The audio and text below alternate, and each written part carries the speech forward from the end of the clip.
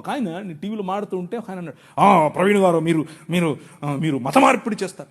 మేము ఎక్కడ మత మార్పిడి చేసామండి బాబు, ఏంటి ఏం లేదండి మీరు అవునా, నీకు ఇట్లా కాదులే, ఇంకొక రకంగా చెప్తా అని చెప్పి, సరే మీ పేరేంటి అంటే చెప్పాడు. ఆయన ఆబ్వియస్గా బ్రాహ్మణుడు, క్షత్రియుడు, వైశ్యుడు కాదు.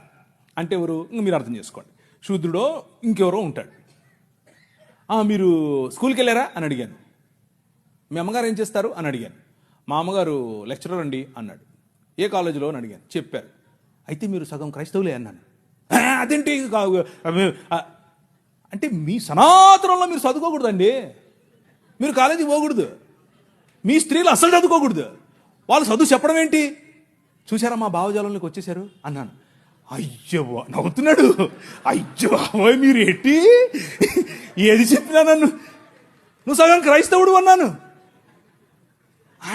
ఆయనకు మైండ్ బ్లాక్. ఏంటండి చెప్పాను. చూసారా, దేవుని రాజ్యం ఆవగింజంతదే, కానీ అది పెరుగుతుంది, నీకు తెలియకుండానే పెరుగుతుంది, విస్తరిస్తుంది, మహావృక్షం అవుతుంది. మీ అమ్మగారికి చదువు చెప్తుంది. అర్థమైందా? ఎలా కట్టాం, నీ రాజు ఎలా కట్టాడు. స్త్రీలకు చదువు, వాళ్ళు రొట్టెలు ఎత్తాలి, వాళ్ళు అన్నం వండాలి అని మాట్లాడుకుంటూ ఉంటే, వాళ్ళు షెడ్యూల్ వేసుకోవచ్చా వేసుకోకూడదా అంటే మగవాళ్ళు, పురుషులు